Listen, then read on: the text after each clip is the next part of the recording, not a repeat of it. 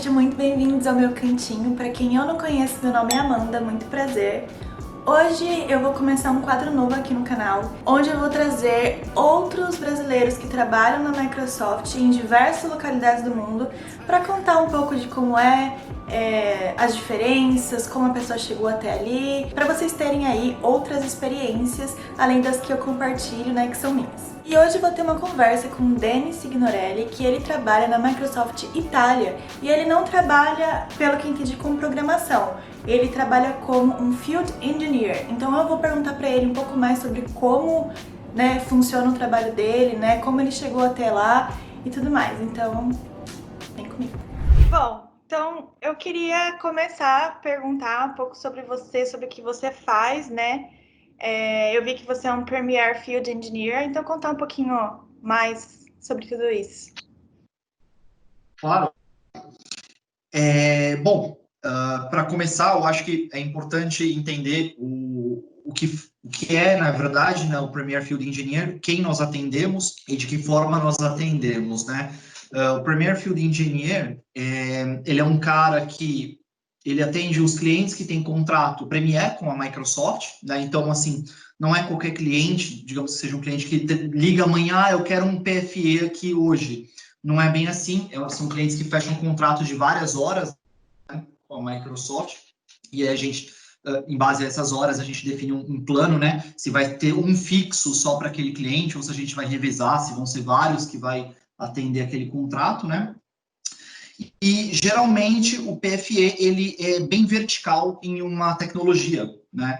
No meu caso, por exemplo, eu trabalho com Exchange Server, né? Que é o produto da Microsoft que faz toda a parte de gestão de e-mails, tanto Exchange Server quanto Exchange Online, né? Que é o produto de nuvem da Microsoft do Office 365, e também hoje com bastante coisas de segurança, né? Vários aspectos de segurança aí que nós temos no Office 365.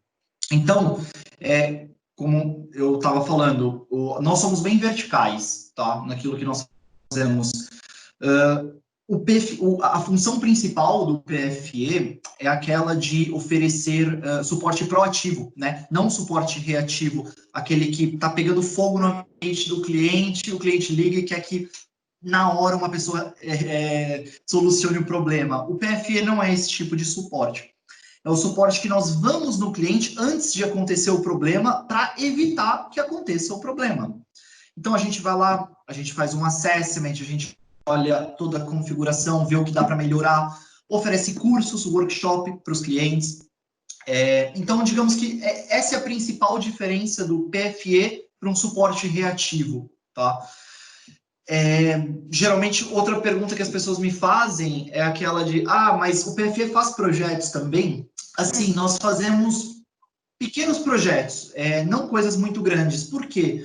Porque existe um time da Microsoft que é dedicado para projetos, né? Que é o MCS da Microsoft, que é um time que tem um project manager dedicado só para aquele cliente, para desenhar o projeto, vai ter um arquiteto que vai estar ali desenhando aquele projeto e tudo mais.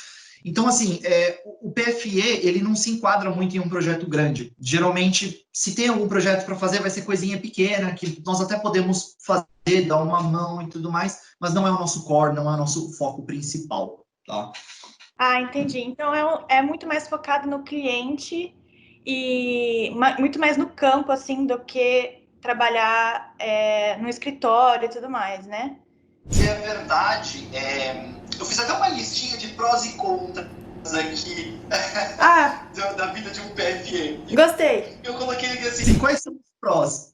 O primeiro é liberdade. Eu acho que para quem gosta de ter a liberdade de, por exemplo, eu trabalho mais em Milão, né? Eu moro mais próximo de Milão. Eu tenho que ir muito para Roma, às vezes.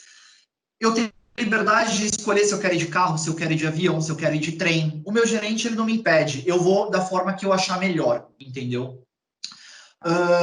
Uma outra coisa é a flexibilidade, porque eu sou dono do meu calendário. Então, se o cliente é de acordo com aquilo que eu vou oferecer, eu posso simplesmente encaixar, por exemplo, na mesma semana, todos os clientes que eu preciso atender em Roma naquele mês específico. Então, para não ter que ficar viajando sempre, eu posso mandar no meu calendário, digamos assim, né? Eu tenho essa flexibilidade. E para quem gosta de viajar, de fato, é uma posição perfeita, porque a gente atende, pelo menos aqui na Europa, a gente atende a nível EMEA. Então, isso quer dizer toda a África e toda a Europa. Digamos assim, que para aquelas pessoas que gostam de estar sempre viajando, é a posição ideal. O lado negativo é que viajar muito pode ser um problema, depende da pessoa, né? Se a pessoa tem família, se a pessoa tem filhos, marido e afins. Então, eu, por exemplo, no meu caso, eu tenho mais ou menos 70% de travel do meu tempo. Então, eu passo 70% do meu tempo fora de casa. Claro, vão ter PFEs que vão dizer o contrário, vão ter alguns que vão falar assim, eu passo 50, outros vão falar assim, eu passo 30. Depende muito do jeito que você negocia com os clientes. Às vezes você tem a sorte de ter clientes perto da sua casa, né? Como eu tenho um, que é pertinho da minha casa, mas é um. Então depende muito da cultura do país. Os Estados Unidos têm muito essa cultura de já trabalhar remoto, a Itália nem tanto, tirando a parte do coronavírus, né? Quem sabe agora as coisas começam a ficar um pouco mais flexíveis em relação a isso também, né? Porque acho que a gente aprendeu muito a começar a fazer as coisas mais remotas, né? Remotamente. E é você que escolhe esses clientes ou é na sorte, assim? Você pode ter a sorte. Olha, é um assunto até polêmico esse. Assim, em teoria, existe um time, né, que se chama Resource Coordinators, que é um time que ele entra em contato com o TAM, né? O TAM é aquele que cuida dos clientes, né? É o cara mais ligado ao cliente, né? O TAM avisa o Resource Coordinator que ele está precisando de um PFE para tantos dias, certo?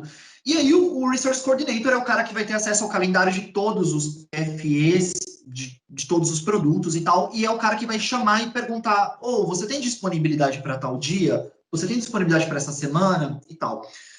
Esse é o processo correto. Acaba que muitas vezes o TAM entra em contato diretamente com o PFE, porque a gente já se conhece e tudo mais. É uma polêmica isso, se pode ou se não pode, mas acaba acontecendo. Então, assim, o processo correto é esse do Resource Coordinator, mas muitas vezes nós já conhecemos o cliente já tem aquela afinidade com um PFE, então muitas vezes o cliente prefere falar assim, não, eu espero, o cara tá livre, mas eu quero aquele. Pode acontecer, tá? Pode acontecer. Entendi. E como foi o processo para você chegar aí? Como você aplicou, né? Como funciona para outros brasileiros que também querem tentar uma vaga aí? Então, o meu processo para entrar na Microsoft foi até um processo um pouco curioso. A primeira vaga que eu apliquei foi para vendor. Acabou que não deu certo na época. E depois eu descobri até por que não deu certo. Mas o gerente depois me ligou e falou assim: olha, mesmo que não deu certo para vendor, eu gostaria que você aplicasse para FTE, né? Para full-time employee. Daí eu fui, apliquei já até um pouco desacreditado que daria certo, porque não deu certo para venda, eu falei, não vai dar certo para FT também, mas beleza, vamos embora. E acabou dando certo. Mas assim, os quesitos, como eu cheguei nisso, né?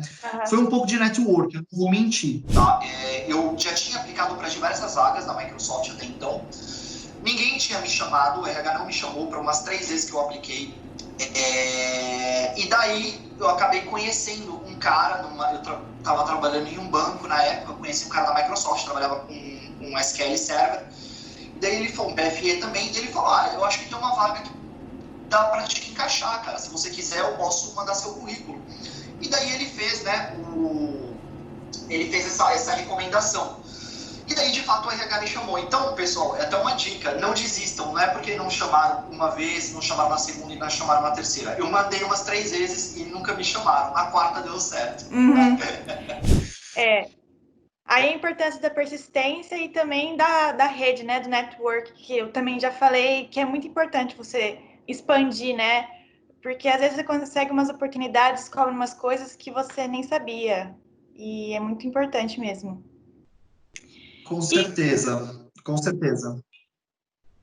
E como que funciona o visto aí na Itália? Então, quando eu entrei na Microsoft, eu já estava na Itália há mais ou menos 2 anos, tá? Eu tenho cidadania italiana, então na questão de documento, para mim, não foi muito complicado. Mas o que eu sei de vistos, tá? Assim, independente se uma pessoa quer aplicar, por exemplo, para trabalhar em uma vaga na Itália, que seja na Microsoft, que não seja na Microsoft, ou ela vai ter que ter cidadania europeia, com cidadania, independente do país, que seja uma cidadania europeia, ela vai poder aplicar, ou ela vai precisar de um visto de trabalho. A Microsoft, como qualquer outra empresa, para certas profissões, existem alguns vistos especializados de trabalho. Aqui na Itália, se eu não me engano, se chama Carta Blu di Soggiorno, um nome do tipo. Eu acho que é isso, Carta Blu ou Carta de Soggiorno Blu, que é um visto especializado para pessoas com uma mão de obra bem específica e escassa no país, né? E você aplicou, que eu não perguntei, você aplicou pelo site do Microsoft Careers ou tem algum outro lugar para aplicar para a posição? E enviar currículo e tudo mais? Então, eu apliquei no Careers, porque todo o processo passa pelo Careers. Mesmo que, o que pelo menos foi ensinado para mim, né? Mesmo que alguma pessoa te faça uma recomendação, a única coisa que a recomendação, na verdade, vai te garantir é que o RH vai te chamar para uma entrevista. Aquilo não vai te garantir de passar ou não. Uma recomendação não garante ninguém de passar na Microsoft. Só vai te garantir um telefonema do RH te convidando para uma entrevista, né? E sim, eu apliquei pelo Careers, o meu gerente mesmo, que na época não era meu gerente, ele falou assim, olha, Denis, eu tô com seu currículo e tudo mais, mas você tem que passar pelo processo, aplica pelo Careers e tudo mais, a gente vai passar por uma bateria de exames, digamos assim, o primeiro exame que vai ser é o técnico, você vai fazer um exame técnico com outros 2 PFEs, tá? E daí vai ser avaliado a sua competência técnica, depois você vai fazer uma entrevista direto comigo, vai ser no mesmo dia, você faz uma entrevista direto comigo, e passando em ambas, o RH ele vai te ligar e a gente vai fazer uma entrevista, o RH, no caso, vai fazer uma entrevista contigo em inglês, tá? Para fazer a validação se você realmente fala inglês, porque é um requisito, eu acho que em qualquer país do mundo você tem que falar inglês para trabalhar na Microsoft. Então foi assim, eu fiz tudo no mesmo dia, digamos assim, tirando a parte do RH, que eles me ligaram depois de sei lá, acho que umas 2 semanas, né, para fazer. E daí, passando na parte do RH, né, na parte do inglês, aí começa a fase do background check, né, que você fica naquela ansiedade. O que é o background check? Não sei se você explicou no seu outro vídeo, eu não lembro, para o pessoal. Ainda não. O background check, digamos assim, eles querem saber tudo da sua vida, né? A Microsoft, então, ela te pede históricos escolares, antecedentes criminais, passaporte, todos os seus documentos para serem analisados. E assim, por mais que eu sei que eu não cometi nenhum crime, você fica assim, puxa, será que eu vou passar ou não? Então, daí acaba demorando, porque realmente eles vão a fundo na sua vida mesmo, para saber tudo. Acaba demorando um mês, mais ou menos, para te darem uma resposta, mas digamos que a resposta foi positiva, deu tudo certo. Para quem quer almejar essa carreira, quais seriam as especialidades que a pessoa teria que estudar para uma entrevista como essa, né? Quais seriam as qualidades, né, que a pessoa teria que ter? Para a posição de PFE, eu acho que a questão de requisitos, o requisito principal mesmo, principalmente o que foi avaliado, que eu acabei até esquecendo de comentar isso, que é relativo à pergunta que você fez anteriormente, aquela de como é que foi minha entrevista. A minha entrevista técnica, ela foi dividida em 2 partes. Ela foi dividida em perguntas e respostas, como se fosse uma prova ali mesmo, com 2 PFEs, me fazendo várias perguntas, uma bateria de perguntas técnicas sobre o produto que eu trabalho. E a outra entrevista, que é muito interessante, que é até uma metodologia nova, porque começou na época que eu entrei, hoje já não é mais nova, né? Que é aquela de fazer uma avaliação se você tem, assim, aptidão para fazer apresentações. Porque, como eu disse no início, a função de um PFE, uma das funções é aquela de fazer workshops, de fazer apresentações, etc. Então, meio que, não digo dom, mas você tem que ter aptidão para fazer apresentações e falar em público. Se você é uma pessoa envergonhada, Não que isso vai ser um ponto negativo para você. Se o gerente gostar de ti, se os entrevistadores gostarem, eles vão apostar em você mesmo que você tenha vergonha. Mas, de fato, se você já é uma pessoa mais assim, que não tem vergonha, que fala em público, acostumada a falar em público, é um ponto a mais, vai ser um diferencial. E a minha segunda entrevista técnica, que foi dividida em dois, né, a segunda parte, foi exatamente isso. Foi solicitado para mim fazer uma apresentação de 15 minutos sobre o Microsoft Teams, que teve até uma saída legal, porque não era o produto que eu trabalhava, então eu ia ter que me virar nos 30 para falar sobre um produto que eu não dominava, né? Para outros dois apresentadores, que não eram os mesmos que estavam fazendo as perguntas técnicas comigo. Então, assim, foi muito interessante, foi uma experiência muito bacana, porque ali o que foi avaliado? Foi avaliado como eu fiz a apresentação, como eu montei o PowerPoint, se eu tinha desenvoltura para fazer apresentações públicas. Por sorte, eu tinha um pouco, porque eu já estava num processo de virar MVP, né? Eu já tinha sido, como eu posso dizer, nomeado para virar MVP na época, não sei se você conhece o programa. Então, eu já estava fazendo várias apresentações. O MVP é o Most Valuable Professional, né?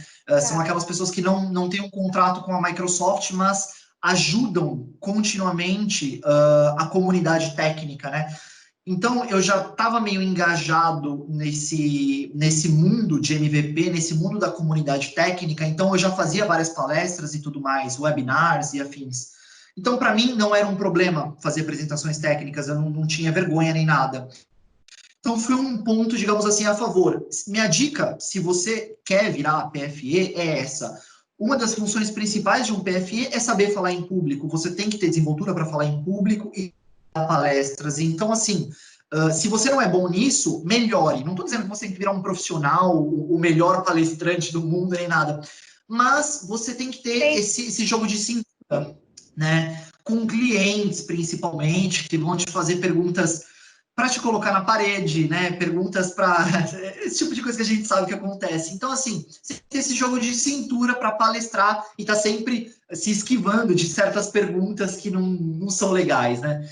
Uhum. Então, esse foi o meu processo técnico e essas são as dicas que eu posso passar. E, obviamente, você tem que ser um expert naquele argumento técnico. Então, assim, no meu caso, eu trabalho com Exchange. Eu já trabalhava com Exchange, já vinha trabalhando com Exchange antes de entrar na Microsoft há pelo menos, sei lá, 4, 5 anos, mais ou menos. Então, eu já tinha uma boa experiência, tinha algumas certificações e tudo mais. Então, isso me ajudou muito, porque a bateria de perguntas que vão fazer na entrevista são perguntas realmente difíceis. E se você não souber, não tem como enganar. Ali é o momento do vai ou racha, né? E quando você vai para a entrevista, você já sabe o produto mais ou menos que você vai trabalhar? Já que é algo mais vertical, então você pode estudar específico para o produto que você quer, que você vai representar, né? Tá. Sim. Porque no Careers já é bem descrito. A vaga é para Premier Field Engineer de SharePoint, por exemplo, ou de Microsoft Teams, ou de Exchange, e por aí vai. Nossa, legal. Tá. Bom, então foi isso. Espero muito que vocês tenham gostado desse vídeo. Vai sair a segunda parte dele, que é contando essas diferenças entre a Microsoft Estados Unidos e a Microsoft Itália nessa questão de benefícios, salários e tudo mais. E custo, né, de vida no geral. Então, se inscreva no canal, dê um like nesse vídeo. Se tiver qualquer dúvida, comenta aqui embaixo. E até o próximo vídeo. Tchau!